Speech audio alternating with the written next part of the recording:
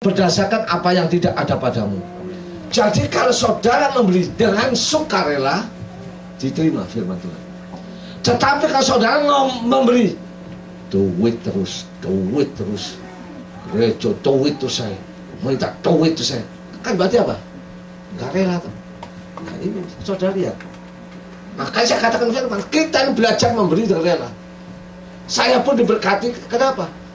Saya menabur saudaraku. Pernah satu saat uang tinggal 100.000. Saya ke Malang. Istri kata, Bi, kasih. Saya ngomong, nanti pulang dari Malang di Surabaya ini bensin cukup, kamu tidak makan. Tidak apa-apa, Bi, kasihkan. Betul, kasih. Apa yang terjadi? Besoknya saya diberkati luar biasa. Tapi kalau saya nggak mau, saya diberkati. Nah sekarang poin yang keempat. Poin yang keempat, kita harus menanam di tanah yang baik. Jadi kita menanam di tanah yang subur, bukan di sembarang tempat. Tanah yang baik adalah gereja Tuhan. Kita baca dulu ya. Amsal 11 ayat 24. Amsal 11 ayat 24. Amsal 11 ayat 24. Di sini dikatakan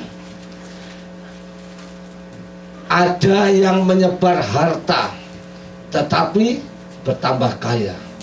Ada yang menghemat secara luar biasa namun selalu berkekurangan. Siapa banyak memberi berkat, apa? Diberi kelimpahan. Siapa yang memberi minum, ia sendiri diberi minum. Saudara mendengar firman, respon. Sebab firman itu ada Allah sendiri yang menulis.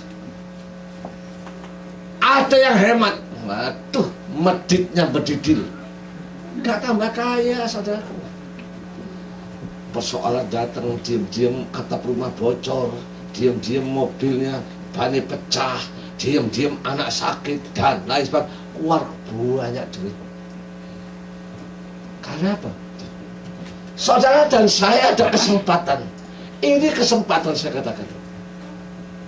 Gereja ini harus bangun. Sebab saya lihat sudah sempit, ya. Supaya apa? Saudara bisa berbakti. Dan kalau saudara memberi dengan mata telanjang, saudara tidak kelihatan. Tetapi di hadapan mata rohani, di hadapan Allah, nama saudara diukir di tembok-tembok. Karena Tuhan tidak pernah melupakan saudara. Kita lihat terus nanti. Kita lihat terus ya. Allah itu luar biasa. Nah, di dalam Markus 12. Markus 12.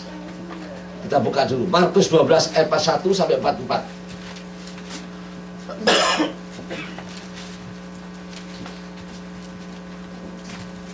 Markus 12 ayat 41 sampai 44. Pada suatu kali Yesus duduk menghadapi peti persembahan dan memperhatikan bagaimana orang banyak memasukkan uang ke dalam peti itu. Banyak orang kaya memberi jumlah besar. Lalu datanglah seorang janda yang miskin yang memasukkan 2 peser 1 duit. Maka dipanggilnya murid-muridnya dan berkata kepada mereka, aku berkata kepadamu, sesungguhnya janda miskin ini memberi lebih banyak daripada semua orang yang memasukkan uang ke dalam peti persembahan. Sebab mereka semua memberi dari kelimpahannya, tetapi janda ini memberi dari kekurangannya. Semua yang ada padanya, yaitu seluruh nafkahnya. Saudaraku, saya berikan, saudara saya baca, saya berikan kesaksian. Saya baca buku Bapak Paul Pendeta Yonggi Cho. Pada waktu Bapak Paul Yonggi Cho menantang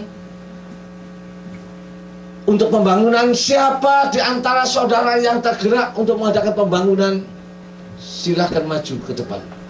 Semua orang datang memberikan uang persembahan di atas meja.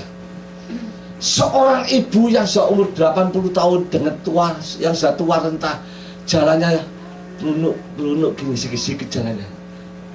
Dia membawa sebuah mangkok butut. Mangkoknya kelihatannya white, dark white, alias putih mangga. Dan supit yang tinggal 3/4. Dia datang taruh di meja. Bapak Paul Yonggi Cho pada waktu itu matanya terbelalak. Dia berkata kepada nenek itu, "Nenek, kenapa engkau memberikan ini untuk Tuhan?" Nenek itu menangis. Dia menangis, dia katakan, "Bapak Pendeta, inilah satu-satunya harta yang aku miliki. Mangkok ini aku pakai untuk minta makanan di depan toko, restoran.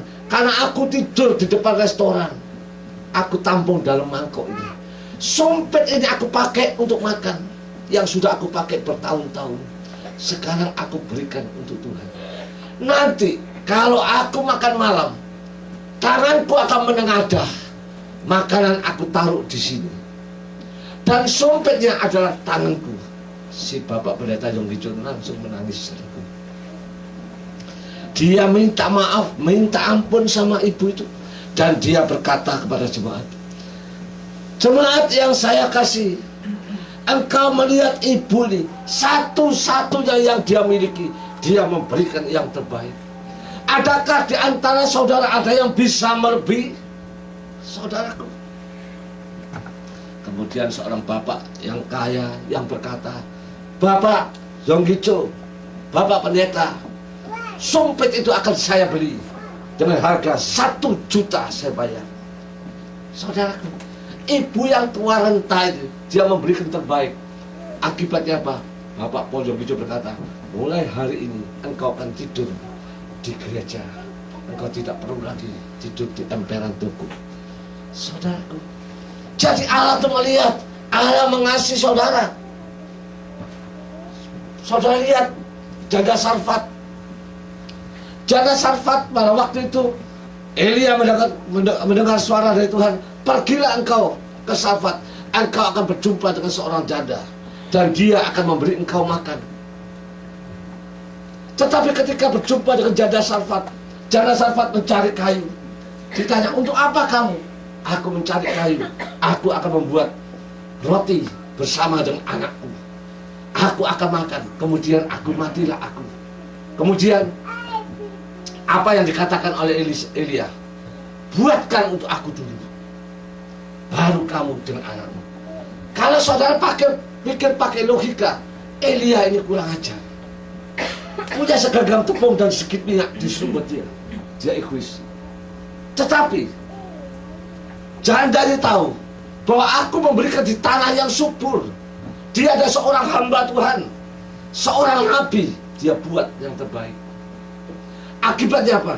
Segenggam tepung dan sedikit minyak dan buli-buli tidak habis sampai 3,5 tahun musim hujan, karena pemeliharaan Allah.